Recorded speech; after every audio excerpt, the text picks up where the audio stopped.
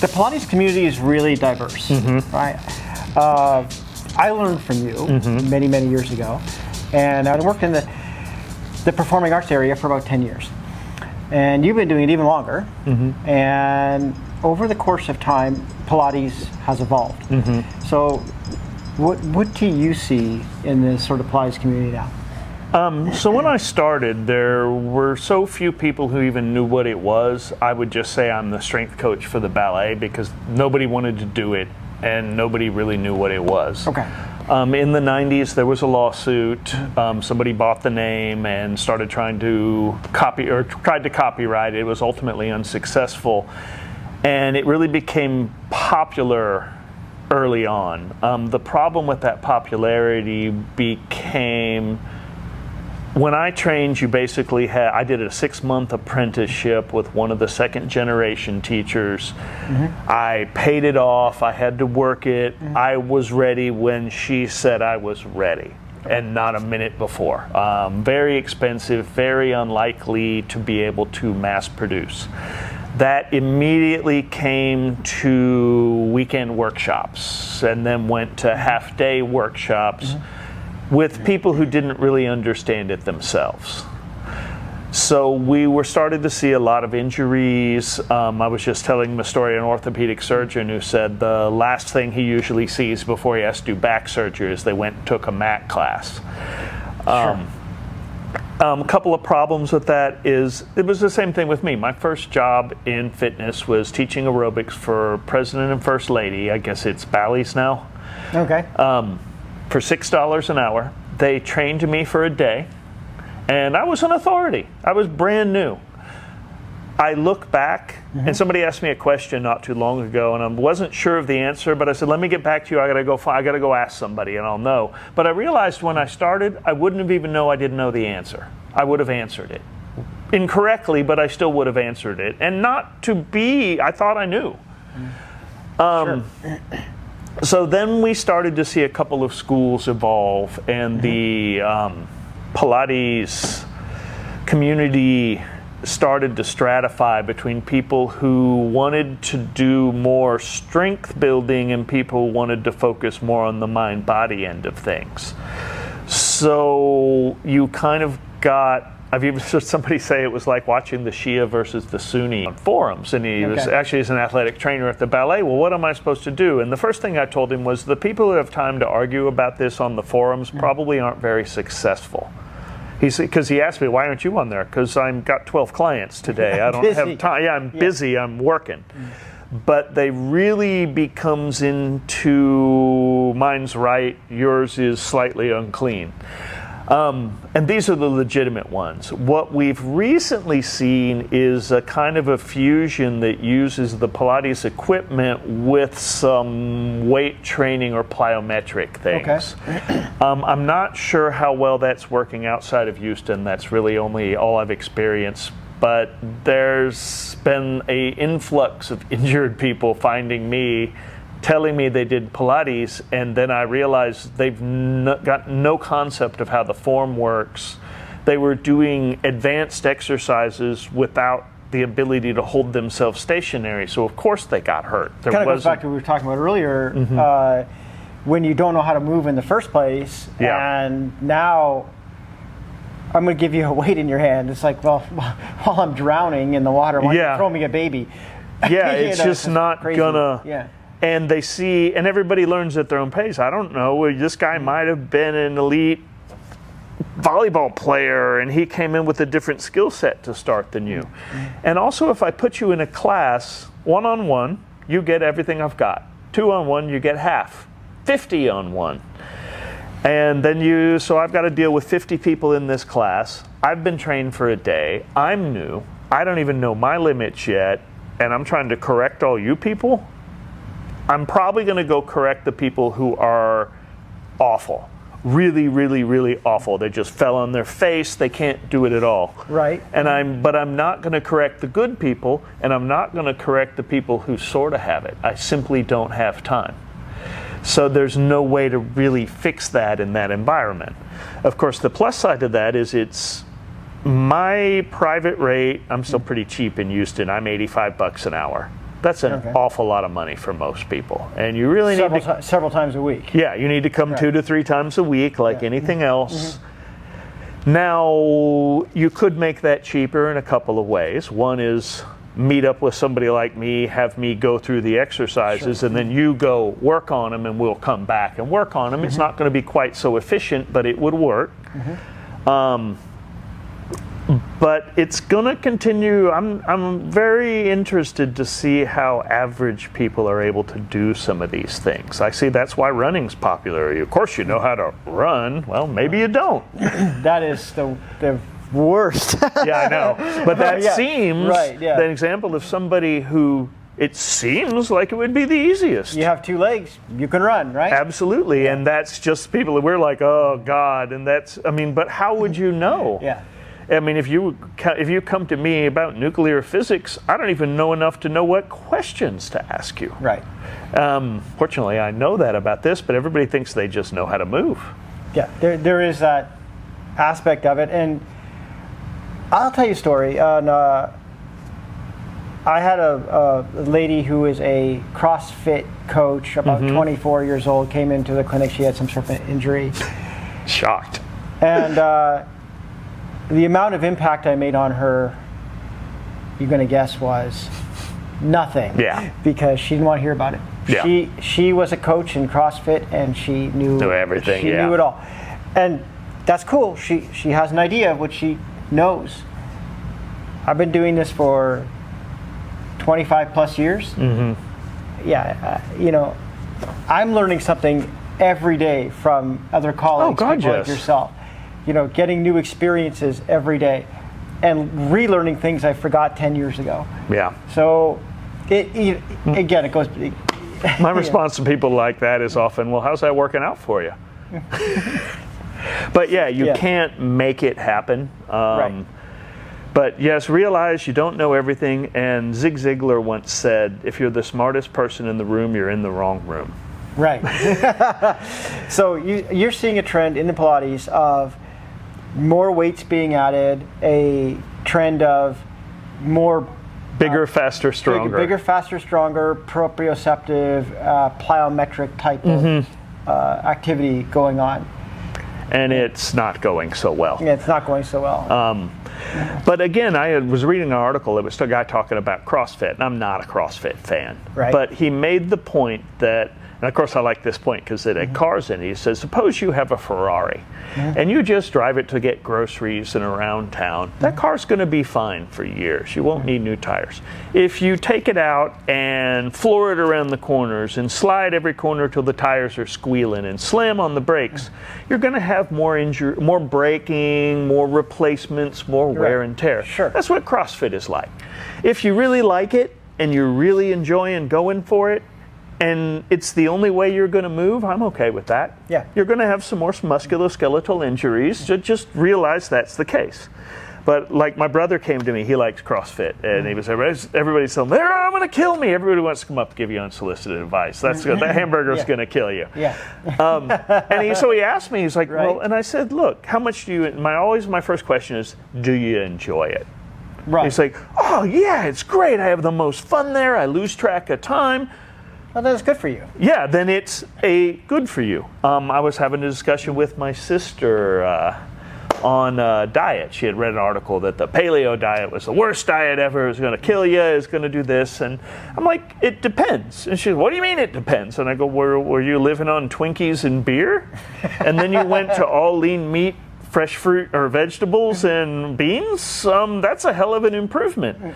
Were you doing a Dean Ornish diet and went to paleo? That was probably making it worse. I mean, it depends. Where did you start? Where are you going? Yeah, relative to what? Yeah, compared to what? Yeah, exactly. Yeah, and that's, what was it, Covert Bailey's line? You can lose 5 pounds. You need to ask 5 pounds of what? Yeah, exactly. So that's interesting that you're seeing this new trend in training, and of course trends of training they have to. Oh yeah. You have to evolve because when Pilates started a long time, obviously a long time ago, but the time I got into it, there was there's a certain block of exercises that you would go through, and that was kind of there's these, I don't remember the number of it. I don't know. There was like 50 exercises. Yeah. I'm going to give a number. It's not the right number, so people don't go crazy. I know you're going crazy. Yeah, somebody will fact check us. Everyone's fact check and go nuts. Anyway. Yeah, they will. But good for you guys. Anyway, the fact is that when people got to this sort of limit of exercises, that's kind of the end of the road. So in my studio experience, there people would last in Pilates anywhere from a month or so to maybe 3 to 4 months, and then this is when the turnover would occur. Right. They want new tricks, and eventually you run out of new tricks. Yes, they want new challenges, and this is where I think this evolving kind of comes in. And I usually bring the advanced people back. I've really, in the past couple of years, my training has made me realize that a lot of stuff we were doing just wasn't translating that well. One of my biggest ones is I don't do abdominal hollowing as much as I used to. Do bracing in a different way. I do more diaphragmatic breathing and getting people to understand how to breathe properly. Sure. Breathing properly, hip hinges, because most people they don't know how to get their hips behind them and bend. And 9 times out of 10, that'll clear up a knee problem. Knees and plantar fasciitis are usually not hip hinging properly. The other thing we like to do, and I found with Pilates, is they were never standing people up. Okay, this is great. You look marvelous there. You look marvelous on your back. Okay, go swing a tennis racket. They're all over the place. So it's like, all right, so I tend to start bringing it back to, you want to be able to do this, how are you going to do that in a hurry? And then they drawing their attention to go play tennis. I want you to notice these 3 things and come back and tell me what happened. Yeah, so you're using your eyes and you're doing an assessment on the person for the skill that they want to do. Right. Which is not something you're ever going to get at a big box. They don't even know. Gym. Right? Yeah. If you're doing a Pilates class, even a reformer class inside of a big box gym, and there's 12 other people in there, you're not necessarily getting what you need to get to help yourself. If you say you want to swing a racket better, like an overhand, or you want to pitch better, then you need someone like yourself that's going to sit there and go, okay, I see this, and this. So like a lot of times, and you know this, that when somebody's a thrower and the throw is off for some reason, it's a leg problem. Yeah. Almost always. There's something wrong with their leg strength. And that's a hard sell to people too. Yeah. They don't want to hear that. No, they do not. They go, the doctor said my shoulder's a problem, and you got to work on my rotator cuff because I've messed up my rotator cuff. And yeah, you did mess up your rotator cuff because you didn't have the power in your leg to make it work properly. Right. So now your arm is all over the place, and you've made a mess of yourself. Well, not made a mess of yourself, but it is. And you got yourself in a spot where you're not able to efficiently perform what you want to perform for your recreational activity.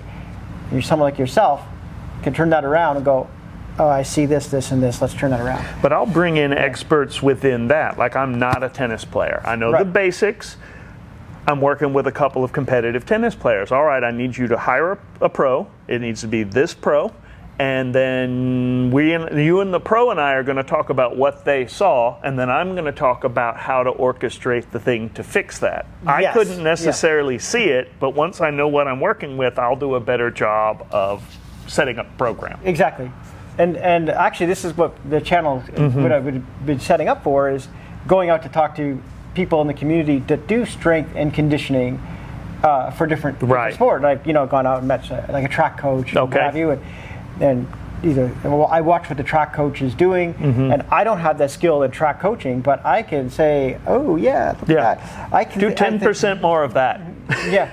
Well, let's say we're in track and we want to do a better start, or we want a faster cadence or something, or whatever happens to be, or we want to get the hips up higher, or we want to get more ground push, we want to make you come off, so we can look at things like doing Bulgarian split squats.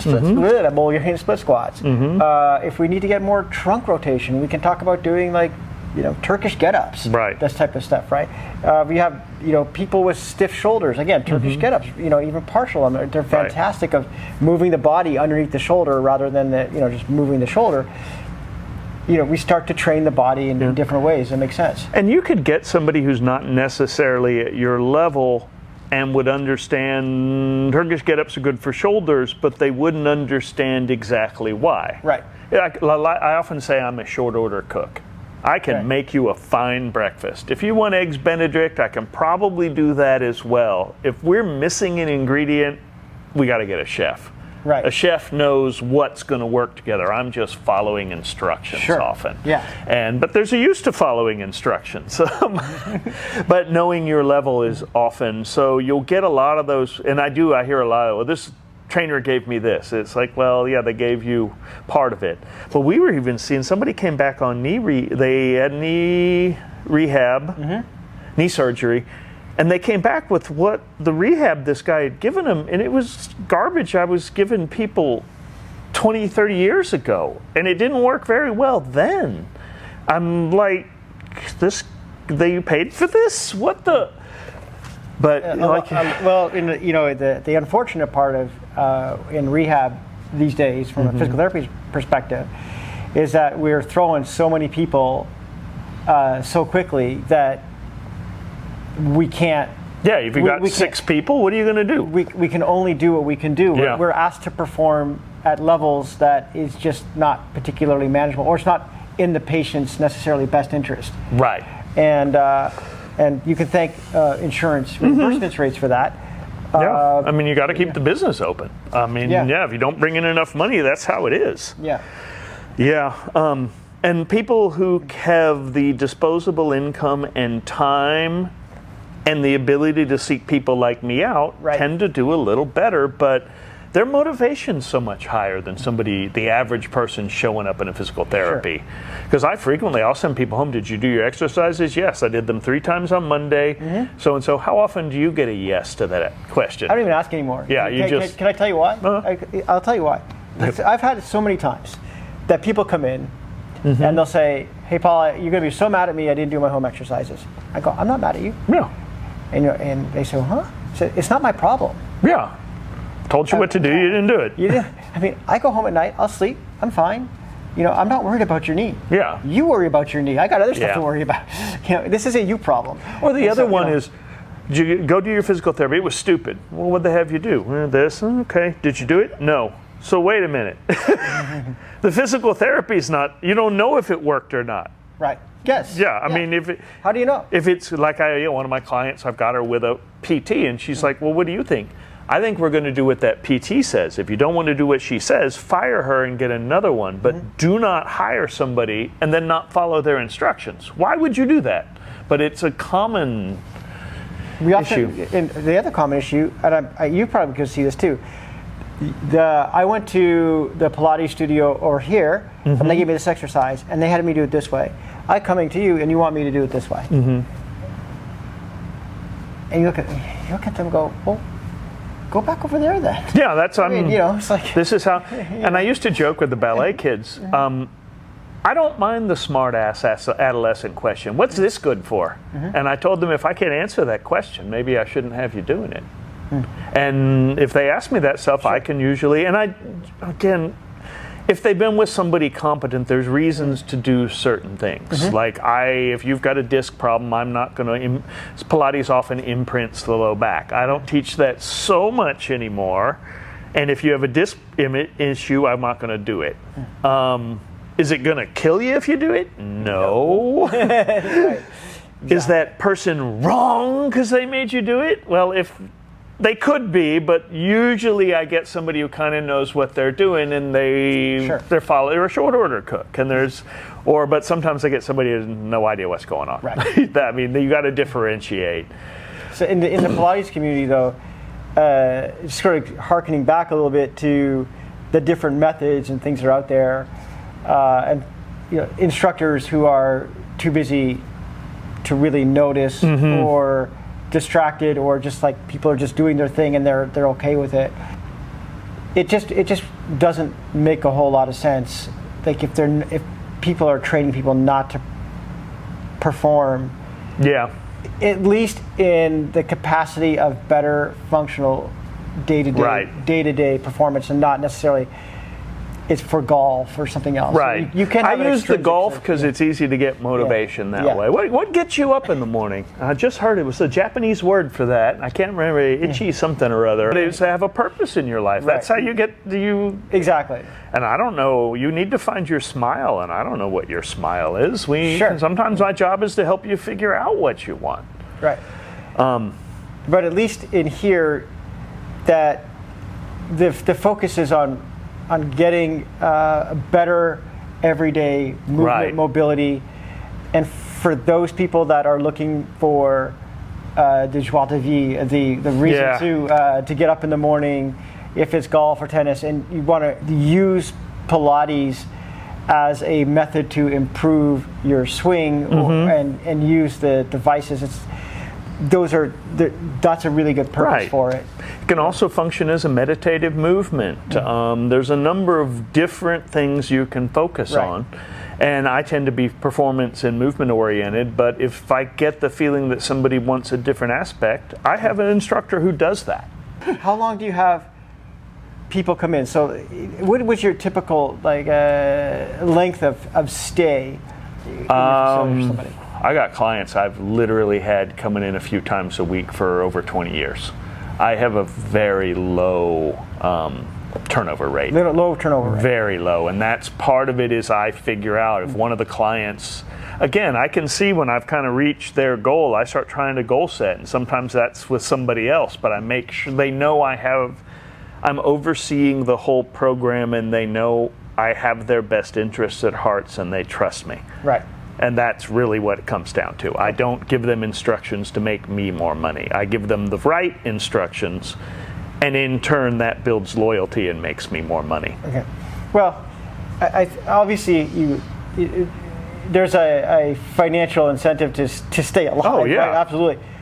But I've known this about James forever, is that as much as you are in tune for business, you've always done the right thing for people.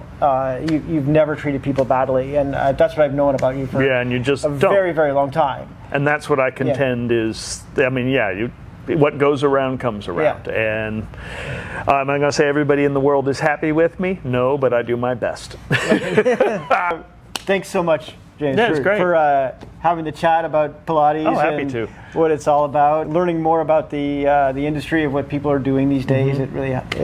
It's really eye-opening, and I certainly hope to come back soon. But tell everybody about the studio. So we're in Houston. I have 6 trainers here. All of them are very high caliber. Several of us have graduate degrees, multiple certifications in several different modalities.